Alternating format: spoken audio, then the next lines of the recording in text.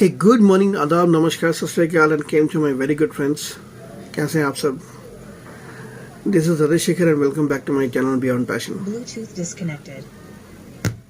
तो ही बोल ले पहले भाई। सो आई होप आप सबने मेरा लास्ट ब्लॉग देखा होगा और देखा होगा किस तरह मम्मी ने पार्टी वगैरह किया, और अभी उसका और अभी आगे डालूंगा पार्ट 2, तो मम्मी की पार्टी वगैरह दिखाऊंगा। और साथ ही साथ आपने ये भी देखा होगा किस तरह हमने कल चिकन मसाला रेसिपी ट्राई किया। सो ये मेरा सीक्रेट इंग्रेडिएंट है, सीक्रेट जस्ट किडिंग। ये मेरा अपना निकाला हुआ तरीका है। I know of, I am not saying this is very good और दिस इज वेरी बट ये मेरा शॉर्टकट है, और एज अ बैचलर मैं इसको बैचलर डे से यूज़ करता आ रहा हूँ। तो ये एक शॉर्टकट तरीका था जो मैंने निकाला था, एंड समहाउ इट क्लिक करने वाली बात होती है और सबको पसंद आता है तो अच्छा है। आज भी मैं ऐसे यूज़ करता हूँ, ऑल्दो घर वाले एग्री नहीं करते, they always prefer the traditional way, but मेरा ही अपना रेसिपी है, तो जब मैं बनाता हूँ तो ऐसे ही बनाता हूँ। बट अच्छी बात ये कि घर वालों को भी पसंद आता है, सो अच्छी चीज़ है। So that is it. So वैसे तो आज मुझे ऑफिस जाना था पर जा नहीं पाया, कुछ इश्यूज थे, तो घर पे ही निपटाऊंगा काम और कल जाऊंगा, देखता हूँ कल निकलूँगा। और तो आज 20 मार्च है, मंडे फीवर इज ऑन, और क्लाइमेट बहुत अच्छा हो रखा है। अभी आज बैंगलोर में ना अचानक से ठंड आ गई है, तो आई डोंट नो मैं वंडर कर ही रहा था कि गर्मी कैसे बढ़ रही है बैंगलोर के लिए। ये बहुत अनयूजुअल है। सडनली भगवान ने शायद मेरी सुन ली और ठंडा कर दिया। तो आप देख रहे हो ना, अभी फ़ैन भी ऑफ है। मामले मैंने आपको दिखाया था कि फ़ैन वगैरह ऑन किया था उस दिन, पर आज ऑफ है। सो आज कूल सा मौसम रखा है। आज सुबह से ज़्यादा रियाज तो नहीं कर पाया, तो आज दोपहर में या शाम को थोड़ा रियाज करूँगा। आज लेट उठा, मैं थोड़ा लेज़ी तो हो गया था। इनफैक्ट राशि को छोड़ने भी नहीं जा पाया। थोड़ा कल एडिटिंग करने में काफ़ी टाइम लग गया और कुछ चीज़ें निपटाई थी, ऑफिस की चीज़ें थी, तो करते करते काफ़ी टाइम लग गया। सो इसलिए भी थोड़ा सा आलस था कि ऑफिस नहीं जा पाऊँगा। बहुत लेट सोया मैं कल, इनफैक्ट 2 बजे रात या 3 बजे रात को सोया, विच इज़ वेरी अनयूजुअल, क्योंकि अगर आपको अर्ली मॉर्निंग उठने की आदत पड़ जाती है ना, तो अर्ली सोने की आदत ही पड़ जाती है। 10 तक मेरे लिए बहुत है, उसके बाद से मेरे लिए जगना मुश्किल होता है। ऑल्दो एडिटिंग के चक्कर में कई बार मुझे जगना पड़ जाता है, बट मैं यही ट्राई करता हूँ कि मुझे जगना नहीं पड़े। तो क्योंकि सुबह का फिर वो आपका बॉडी का जो होता है ना रूटीन, कि आपकी बॉडी ना अडेप्ट कर लेती है एक रूटीन को। तो अगर आप उसको टच करोगे ना या तो छेड़ोगे, तो बॉडी उसको फिर एक्सेप्ट नहीं कर पाती एक समय के बाद, क्या अडेप्ट होने लगती है बॉडी उस रूटीन में। और क्योंकि मेरी आदत है कि नींद खुल जाती है। देखो, अगर मैं लेट भी सोया ना तो मेरी नींद जल्दी खुल जाएगी, मतलब 4 बजे डॉट मेरी नींद खुल जाती है। सो अब प्रॉब्लम ये होता है कि अब उस समय फिर से खुद को सुलाना बहुत मुश्किल पड़ता है। सो प्रेफर ये करता हूँ कि रात को नहीं जगूँ, और अगर कुछ काम है तो सुबह ही निपटा लूँ करके। पर फिर वही आता है कि सुबह लगता है कि यार ऑलरेडी मेरे पास डिफाइंड अपना वर्क है, रियाज करना है, मॉर्निंग वॉक करना है, एक्सरसाइज करना है। So I don't want to stop that और उसको डिस्टर्ब ना करूं, क्योंकि मैंने कल रात को कुछ नहीं किया, इसलिए आज सुबह के रूटीन को डिस्टर्ब करना अच्छा नहीं है। That's not what I feel should be done. तो इसलिए प्रेफर करता हूँ कि रात को ही निपटा के सो जाऊँ, ताकि आप लोग सुबह 7 बजे मेरा ब्लॉग देख पाएँ। है कि नहीं? बहुत ज़रूरी है। ब्लॉग नहीं देखोगे तो फिर प्रॉब्लम हो जाएगा। फिर आप कहोगे भाई कहाँ गायब है, कुछ बोलता नहीं है, कुछ दिखा नहीं रहा है, कुछ मस्ती नहीं कर रहा है। मुझे मस्ती से याद है, कल आपने देखा होगा ब्लॉग में अभिषेक भाई भी मिले थे कल। तो हम लोग कुछ प्लान कर रहे हैं, जल्दी आपको देखने को मिलेगा। कुछ लंबी प्लानिंग हो रही है और मस्ती वाली प्लानिंग हो रही है इस पर भी, तो थोड़ा फन बढ़ेगा। द मोर द मेरियर कहते हैं ना। सो अभी हमारा ग्रुप भी बढ़ेगा और फन भी बढ़ेगा। सो हम लोग कुछ प्लान कर रहे हैं, डिस्कशन चल रहा है। So will let you know. थोड़ा रिसर्च करना पड़ता है कोई भी प्लान के पहले, तो इसलिए काफ़ी रिसर्च जाता है, उसके बाद ही वो प्लान इम्प्लीमेंट हो पाता है, क्योंकि रिसर्च करना फिर प्लानिंग करना काफ़ी टाइम लगता है। तो देखते रहिए, चेकआउट द स्पेस, आपको पता चलता रहेगा। तो फिलहाल चलते हैं, फिलहाल ऑफिस का काम निपटाते हैं, उसके बाद आपसे बतियाएंगे। ढेरे बतियाएंगे बा, अभी तो कहाँ चिंता करत रहेगा, बतियाए तो ऑफिस से काम निपटा लेते नहीं, फिर मिलब रवा लोग वेट करिए। चलिए, आज आम का पन्ना बनाने का है।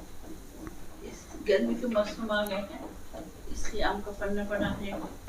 ये आम पहले साफ कर लेंगे, छील लेंगे, छील करके इसको छोटे छोटे टुकड़ों में काट लेंगे।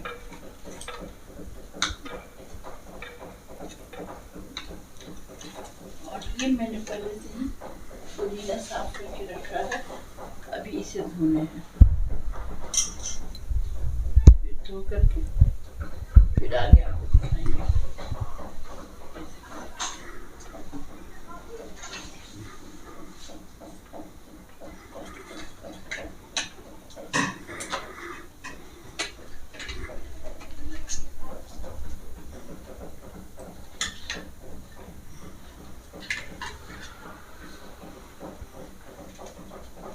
रोटी हो गई है, इसलिए इसे साइड से काटेंगे, लेकिन मेरे चाकू से खुरपी नहीं कटेगी, हाथ कटने का डर हो जाता।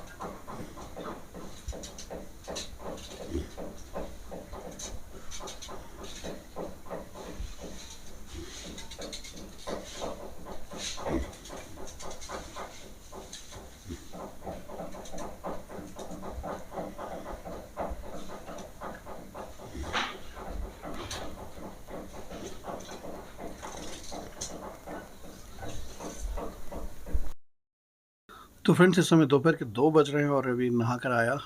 काफ़ी फ्रेश फील हो रहा है। एक्चुअली आपको दिखाना भूल गया, मम्मी ने आम पन्ना मुझे बनाया था, पिया, बहुत ही रिफ्रेशिंग बना था, बहुत ही अच्छा बना।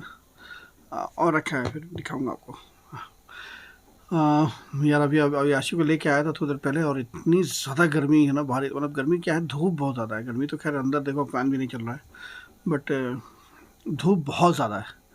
सो ये चीज़ मुझे बैंगलोर का बड़ा अजीब लगता है। मतलब जैसे तो ठंड बहुत होती है, क्लाइमेट बहुत अच्छा रहता है, मतलब प्लीजेंट सा टेम्परेचर रहता है, और लेकिन जब धूप होता है ना, बहुत ज़्यादा कड़ा धूप होता है, मतलब वो तीखापन कहता है ना, जिसको एकदम आपको स्किन को बिल्कुल वो चिलमिलाने लगे, वो खुजली होने लगे, उस तरह की हालत होती है। सो बहुत अजीब है, पर ऐसा ही है यार, क्या कह सकते हैं। और मैं अभी बाहर गया था, तो आशी को लेके आया, तो काफ़ी वो मतलब वो खुश होने लगा था। फिर उसके बाद मम्मी ने वो आम रस दिया, तो वो आम पन्ना पिया। आम रस नहीं, आम पन्ना। आम रस अलग होता है, आम पन्ना अलग होता है। यह कितना इंटेलिजेंट हूँ मैं। सो आम पन्ना पिया। सो उसके बाद थोड़ा रिफ्रेशिंग लगा, और अभी नहा कर आया थोड़ी देर पहले, क्योंकि डर क्या है ना, ऐसे में गर्म सर्द होने का बहुत डर होता है, और अभी लोग बहुत बीमार पड़ रहे हैं। आकांक्षा भी थोड़ी बीमार पड़ी हुई है। सो अभी बहुत ध्यान रखना बहुत ज़रूरी है, क्योंकि प्रॉब्लम क्या है ना कि अभी गर्म सर्द हो जाएगा। एक बार तो आपको ठंड लग रही है, दोपहर में आपको गर्म लग रहा है, धूप में एकदम कड़वा है, अब बाहर एक्सपोज हो जाते हो धूप वगैरह में, तो बहुत प्रॉब्लम होती है। तो इस समय बहुत ज़रूरी है कि आप अपना प्रॉपर ध्यान रखें, और वही मैं करने की कोशिश कर रहा हूँ। सो देखते हैं अभी क्या वो होता है। अभी ऑफिस का काम अभी निपटाऊंगा, फिर थोड़ा सा कल का ब्लॉग में मैंने मसाला चिकन रेसिपी डाला है। अगर आप लोगों ने चेक नहीं किया तो देखना, मैं लिंक डाल दूंगा डिस्क्रिप्शन में भी, और ऊपर भी डाल दूंगा, आप लोग चेक कर सकते हो। आप लोग भी ट्राई करना। मेरा ये रेसिपी मेरा खुद का बनाया हुआ है, तो प्लीज़ आप ट्राई ज़रूर करना अपने एंड पर। अगर आप लोग नॉन वेजिटेरियन हो और चिकन खाने के शौकीन हो, तो ये रेसिपी ट्राई करना। बहुत ईजी रेसिपी है, अगर आप लोगों को बिल्कुल भी मेहनत नहीं कर रहे, बिना बनाने के मन है ना, तो बहुत ही आसान से बन जाता है। और सबसे अच्छी बात क्या ना, कि इसमें अगर आप इसको बनाओगे तो जो टेस्ट बहुत ही डिफरेंट होता है इसका। नॉर्मली इसमें कोई मसाले यूज़ नहीं करता हूँ मैं। अगर आपने देखा होगा तो मैंने सिर्फ हल्दी और मसालों के नाम पर हल्दी और धनिया यूज़ किया था, और एक कश्मीरी लाल मिर्च को रंग देने के लिए यूज़ किया था। अदरवाइज़ सॉरी, लाल मिर्च तो यूज़ किया था। तो उसके अलावा मैंने और कोई जैसे जो चिकन मसाला वगैरह भी यूज़ नहीं करता हूँ। खड़े मसालों का स्वाद कुछ अलग होता है। एक मैं रेसिपी बनाता हूँ एग करी का, वो भी मैं आपको दिखाऊंगा। वो बिल्कुल खड़े मसालों का होता है और वो काफ़ी फेमस है और वो मतलब बहुत लोग, मेरे फ्रेंड्स को बहुत पसंद आता है। बहुत लोग, जब भी मैं हम लोग मिलते ना पार्टी करते तो सब चिल्लाते हैं, ये तू बना ज़रा मुझे खिला। तो मैं बनाता हूँ सबके लिए, वो भी मैं आपको दिखाऊंगा। वो भी एक रेसिपी है जो मैं रखा हुआ अपने बकेट लिस्ट में। मेरा 3 बकेट में पड़ा हुआ है वो, स्टैक में। सो ट्राई करते रहूँगा, आप लोगों को दिखाते रहूँगा। टाइम टू टाइम मैं नए रेसिपीज़ आपको दिखाता रहूँगा, क्योंकि मैंने जैसे बताया ना, मुझे कुकिंग का बहुत शौक है और मैं नई नई चीज़ें ट्राई करता रहता हूँ। सो ऐसे में क्या है ना कि अलग अलग चीज़ों को ट्राई करते करते मेरी आदत बन चुकी है कि अपनी रेसिपीज़ ईजाद करने की, और कुछ कुछ सी cooking is not about knowing what spices can do. Indian cooking क्या है ना, स्पाइसेस का खेल होता है। तो अगर आप लोग को पता है कि ये स्पाइसेस क्या कर रहे हैं, वो उसका क्या यूज़ है, क्या उपयोग है, किस लिए डाला जाता है, तो आप लोग खुद से कर सकते हो। I don't think it's rocket science. जब मेरे ऐसा बंदा कर सकता है तो आप लोग तो बिल्कुल आराम से कर सकते हो। आप लोग तो कुकिंग एक्सपर्ट हो गए, आप लोग में से बहुत कोई।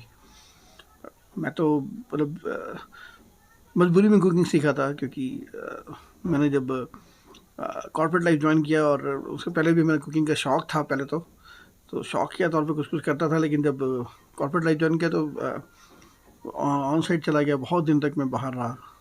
सो उस चक्कर में मैंने खुद कुकिंग करना अच्छा लगा मुझे, और मैं बाहर खाना पसंद नहीं करता था बाहर, क्योंकि जापान वगैरह में था और वहाँ का खाना आप बाहर बिल्कुल नहीं खा सकते।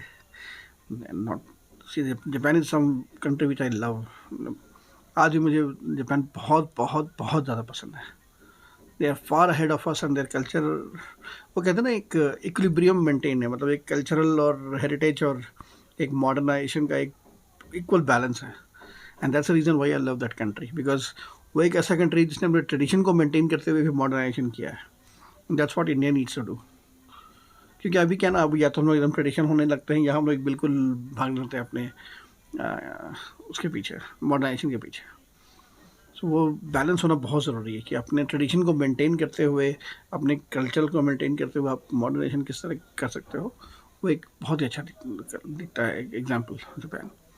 तो मुझे वो कंट्री बहुत पसंद है। पर क्या है ना, वहाँ पर खाना जो उनका है ना, वो हमारे से बहुत अलग है। मतलब सी फूड्स वगैरह तो ठीक है फिर भी, लेकिन सांप वगैरह हम लोग नहीं खा पाते, और वहाँ पर बहुत प्रॉब्लम होती है सब चीज़ों की। और उनका उनका जो ज़्यादातर बॉयल्ड फूड होता है, हमारा इंडियन का तो आपको पता ही है, फिर फ्राई किए तो कुछ खाएंगे नहीं। सो वो प्रॉब्लम होती रही है, तो इसलिए हमने वहाँ पर कुकिंग बहुत ज़्यादा किया है। और मैं करीब 3.5 साल था उधर, तो काफ़ी कुकिंग वगैरह की है। तो वो आदत पड़ी हुई है वहाँ से भी। और उसके बाद तो मुझे शौक ही बहुत ज़्यादा बढ़ गया था। मैंने बहुत कुकिंग की, बहुत कुछ एक्सपेरिमेंट किया अपने बैचलर लाइफ में। मैं अकेले रहता था, मेरा कोई रूम पार्टनर नहीं होता था, तो मैं काफ़ी कुछ एक्सपेरिमेंट करके अपने ट्राई करता रहता था कि मुझे आई लव माई सेल्फ। तो एक है, ये भी है। अपने से प्यार होना बहुत ज़रूरी है। सो अपने लिए कुछ कुछ करता रहता था। अभी भी शौक है मुझे अपने लिए कुछ कुछ करने का। अगर आप खुद से प्यार नहीं करोगे तो अपने वालों से कैसे, अपने लोगों से कैसे प्यार करोगे। तो वो बहुत ज़रूरी है। तो अपने से प्यार करना सीखो तो लाइफ बहुत अलग लगती है।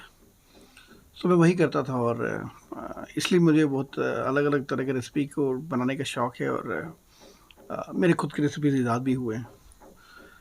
तो वही है। तो अब देखना, अभी अभी आगे दिखाऊंगा मैं, अभी और भी 1-2 डालूंगा जो मैंने खुद से बनाए हुए हैं रेसिपीज़, और मुझे बहुत पसंद है। और देखो, मुझे पसंद होना तो खैर एक अलग बात है, पर लोगों को बहुत पसंद है। मेरा हमेशा से ये मानना है कि आपका अपना चीज़ तो हमेशा से पसंद आएगा, वो तो ठीक है, बट दूसरों को जब तक पसंद नहीं आ रहा, कोई फ़ायदा नहीं है उस चीज़ का। तो ये बहुत ज़रूरी है कि दूसरों को कैसे पसंद आ रहा है। एनीवेज, तो अभी चलते हैं, ऑफिस से काम करते हैं। हाँ, बाय द वे, कल मैंने एक गाना डाला है, मैं लिंक शेयर करूँगा, और यहाँ ऊपर यहाँ शेयर कर दूँगा, और डिस्क्रिप्शन में भी डाल दूँगा। आप लोग देखना, ये एक आर डी बर्मन सॉन्ग है। आई थिंक मूवी का नाम है ज़माने को दिखाना है, और मोहम्मद रफ़ी और आशा भोसले की आवाज़ में ये गाना रिकॉर्ड हुआ था। और मैंने इसका अब एक कवर बनाया है। I won't say I have done anything different, because this song is almost very perfect and very beautiful, तो उसको मैं ज़्यादा खेल नहीं सकता। बट मैंने कुछ अपना एक एक्सपेरिमेंट किया है, थोड़ा बहुत और डाला है, तो अब देख के बताना। लिंक डाल दूंगा मैं डिस्क्रिप्शन में भी और ऊपर भी। Check it out and give me some feedback. I would love to hear back from you guys. चलिए फिलहाल ऑफिस का काम निपटाते हैं, फिर आपसे बतियाते हैं।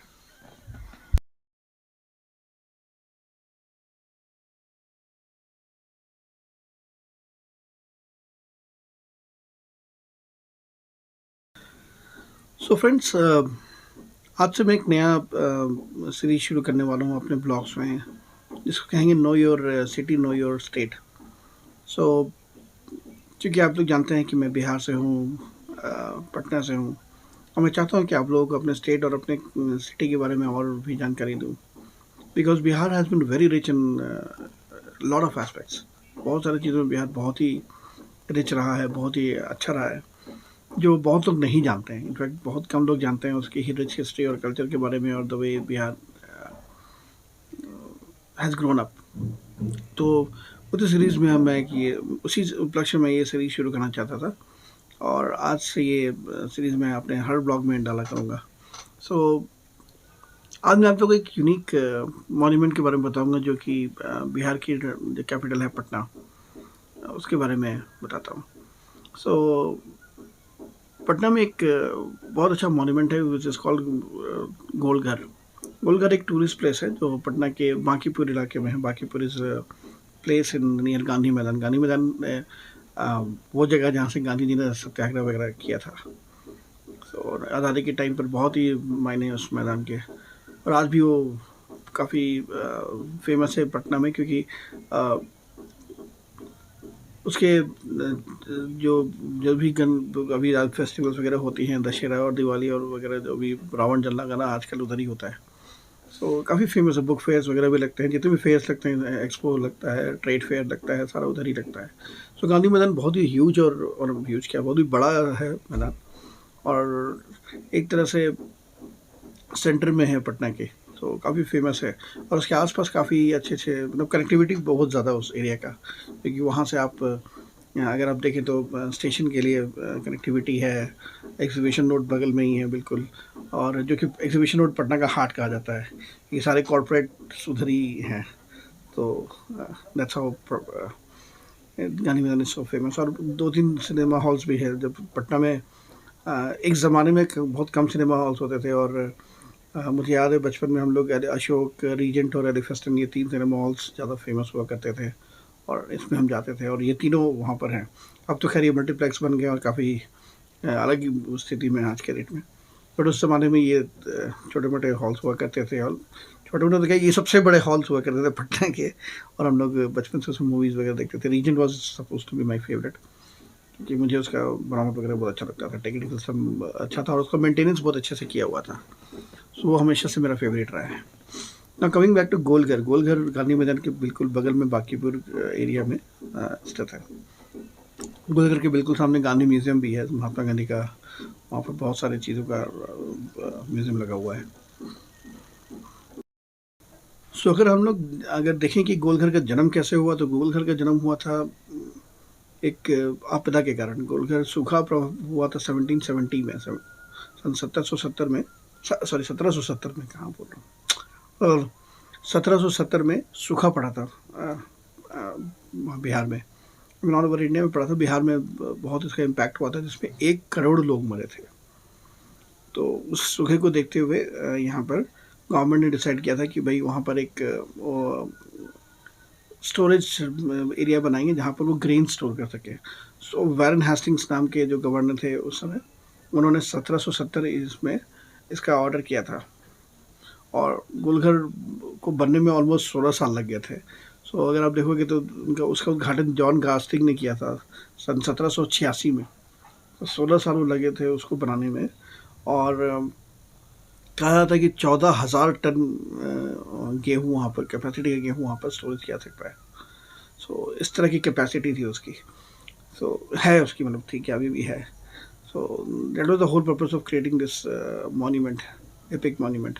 तो गोलघर का जन्म आपको as a storage, granary storage हुआ था। सो क्योंकि उस समय बाढ़ से बहुत लोग मरे थे और गवर्नमेंट को इसके लिए कुछ तैयारियां करनी थी जिससे वो निपट पाए. सो दैट इज़ हाउ गोल घर वॉज बिल्ट. सो गोल घर के आर्किटेक्चर की अगर बात करें तो गोल घर की जो हाइट है वो 29 मीटर्स है और उसका जो एरिया वो कवर करता है वो 125 मीटर है. नाउ थिकनेस जो वॉल की है वो 3.6 मीटर टू बी प्रिसाइज. इतनी थिकनेस है वॉल की जो गोल घर की बनी हुई है और 2 फीट की प्लिंथ पर वो स्थित है. सो प्लिंथ क्या कहते हैं ना, जैसे आप कोई भी बिल्डिंग बनाते हो ना तो उसका जो बेस आप देते हो जिस पर वो बिल्डिंग खड़ी हो सके, जो धरती के अंदर जाती है, उसको प्लिंथ कहते हैं. सो जो प्लिंथ गोल घर का है वो 2 फीट का है, इस पर वो खड़ी है. और गोल घर में क्या है ना, सीढ़ी बनी हुई है जैसे आप उसको चलते हुए ऊपर जा सकते हो. सो नंबर ऑफ जो स्टेयर्स वहाँ पर है 145 या 149, 145 आई थिंक है, 145 स्टेप्स है अभी भी गोल घर के, जिसमें आप ऊपर जा सकते हो. और ऊपर से पूरा उस ज़माने में पूरा शहर दिखता था. मुझे याद है मैं अपने बचपन में जाता था, करीब 85-86 में मैं गया था. मुझे याद है जब ऊपर गया था तो मुझे पूरा शहर दिख रहा था और गंगा नदी बिल्कुल पास में है तो वो बिल्कुल साफ दिखती है.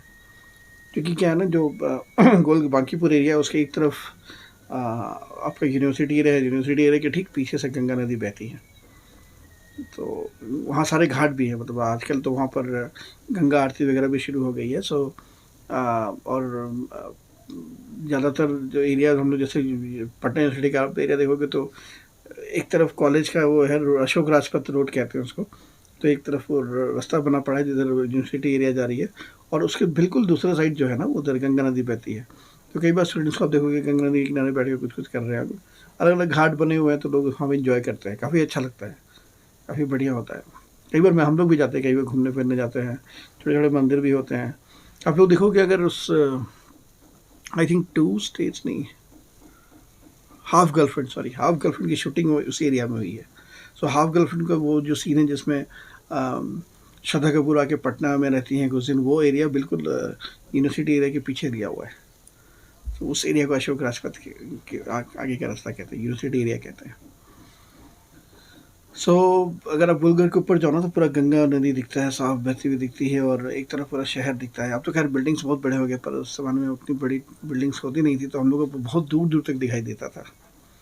अब तो खैर दिखना मुश्किल है क्योंकि इतने सारे बिल्डिंग्स अब बीच में आ गए हैं तो अब नहीं दिखता है. So that is how it is. And the beauty of this architecture is कि इसमें कोई भी पिलर नहीं इस्तेमाल हुआ है. तो आप कहेंगे इसमें ब्यूटी क्या है? ब्यूटी ये है कि आप देख रहे हो उसका डोम शेप जो बना हुआ है वो बिल्कुल खड़ा है इस तरह के आर्किटेक्चर जिस पिलर का इस्तेमाल नहीं करा है. सो एक तरह का वो स्तूपा आर्किटेक्चर का जो कल्चर इंडिया में था उस ज़माने में उसको यूज़ किया हुआ है. अब देखो कि सांची वगैरह में भी ऐसा ही एक बना हुआ, सांची स्तूपा का नाम सुना होगा आपने, वो भी इनफैक्ट बिहार में ही शायद. सो सांची स्तूपा वगैरह भी उसी तरह से बना हुआ है. तो यहाँ भी वही आर्किटेक्चर इस्तेमाल हुआ और यहाँ पर बिल्कुल पिलर नहीं यूज़ हुआ है, एक भी पिलर नहीं है. तो that is the beauty of Golghar. So जैसे कि आपको मैंने बताया था गोलघर जो बन के बना था, जैसा कंस्ट्रक्शन पूरा हुआ था वो 20 जुलाई सन 1786 में बना था और 16 साल लग गए थे इसको बनने में और 1786 में ये बन के तैयार हुआ था. और इसके आर्किटेक्चर थे कैप्टन जॉन गार्स्टीन, जिन्होंने इसको डिज़ाइन किया था इस तरह के आर्किटेक्चर को. और अगर आप देखोगे सीढ़ियों की बात करना, अगर इसका आर्किटेक्चर की बात करें तो गोलघर में एक तरफ से सीढ़ियाँ शुरू होती हैं, ऊपर जाते हैं और दूसरी तरफ से आप नीचे उतर सकते हो. सो आइडिया ये था कि जो मजदूर है ना ग्रेन्स लेके जाएंगे वो सीढ़ियों से ऊपर चढ़ेंगे. टॉप पर एक होल बना हुआ था जिसमें वो जैसे अपना जो भी बकेट या बोड़ा या जो भी कह लो बैग्स सैक है उसको खाली करेंगे उस होल में और दूसरी तरफ से उतरते जाएंगे. तो एक सीक्वेंस में वो चलते जाएंगे और वो ग्रीनरी जो है वो स्टोर होते जाएगी. So that was the whole idea of building that Golghar. और इस तरह बना हुआ. हालांकि लोग कहते हैं आज भी कि गोलघर अपनी पूरी कैपेसिटी को तक नहीं भर सकती, ये एक फ्लॉ था उसमें. क्योंकि शायद वो दरवाज़ा कुछ ऐसा बना हुआ था, लोग कहते हैं कि वो दरवाज़ा खुलेगा तो सारा वो भर नहीं सकता, इसलिए दरवाज़ा नहीं खुल सकता अगर पूरा भर जाएगा तो. पर जैसे कि लोग कहते हैं कि ये एक मिथ है क्योंकि अभी कोई नहीं जानता कि इसके बारे में ये कहावत क्यों फेमस था. क्योंकि अगर आप अभी भी गोलघर को देखेंगे तो उसके दरवाजे बाहर की ओर खुलते हैं. So we never know. क्या इसके पीछे की सच्चाई है। But that is how it is. And Bihar government इसको बहुत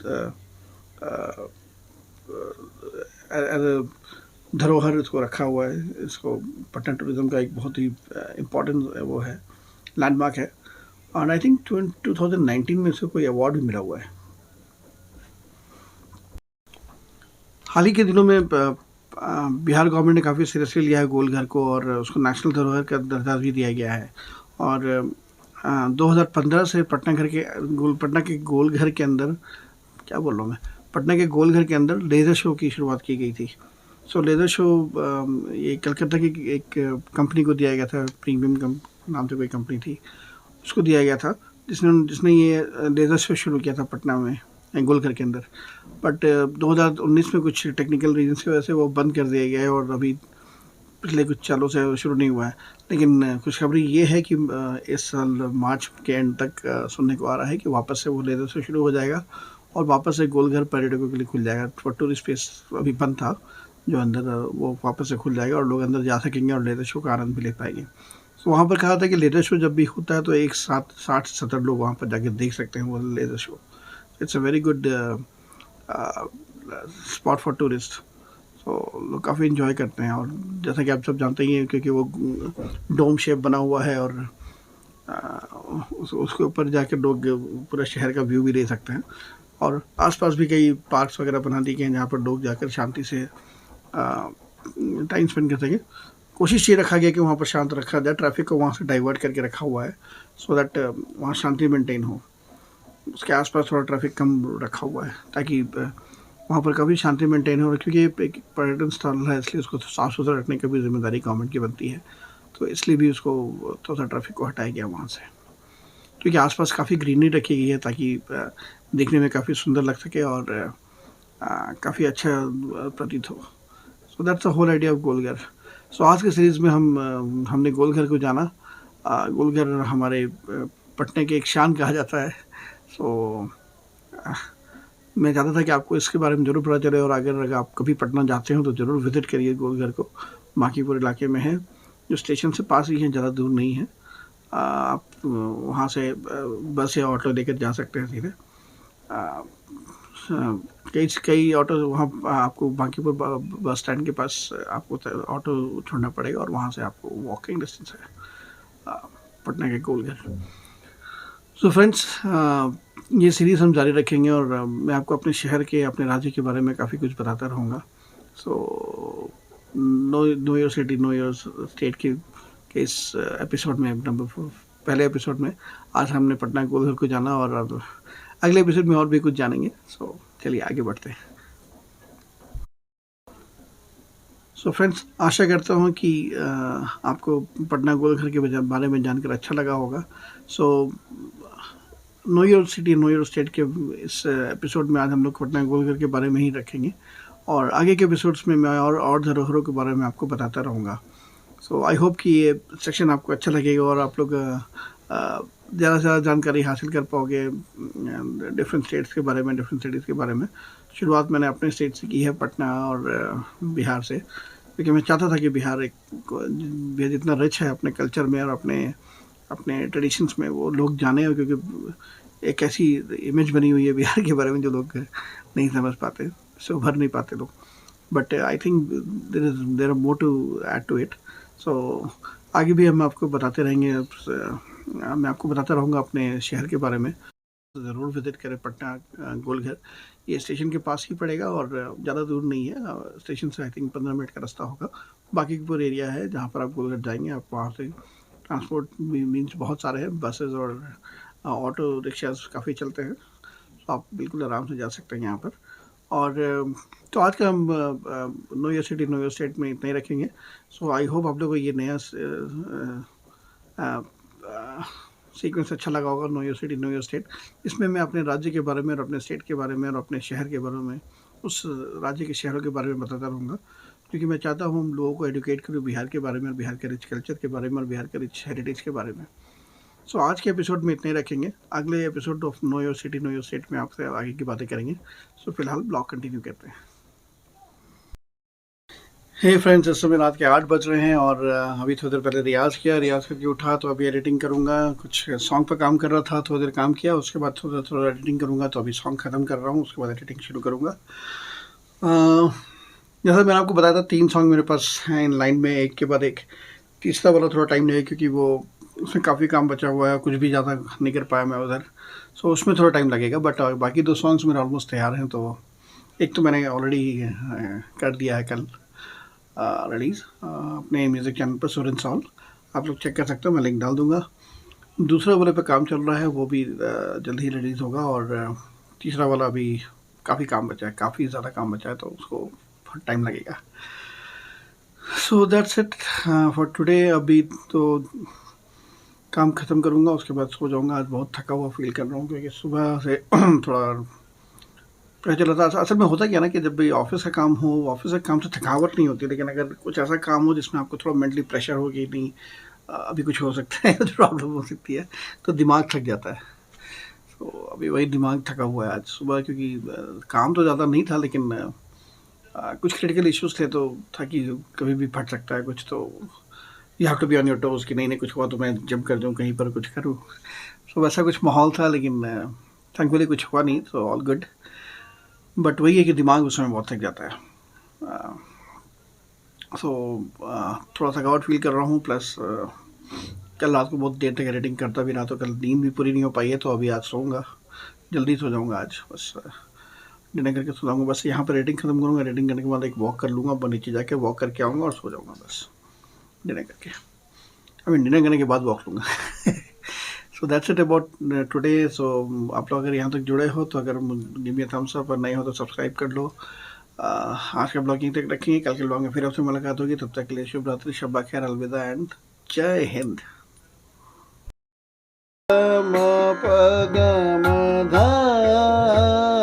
पानी ध प प प ध ध प प ग ग म रे सा रे सा सा सा म ग प म ध प नि ध सा रे सा नि ध प सा नि ध प म प ग म ध सा नि ध प प प सा सा ध रे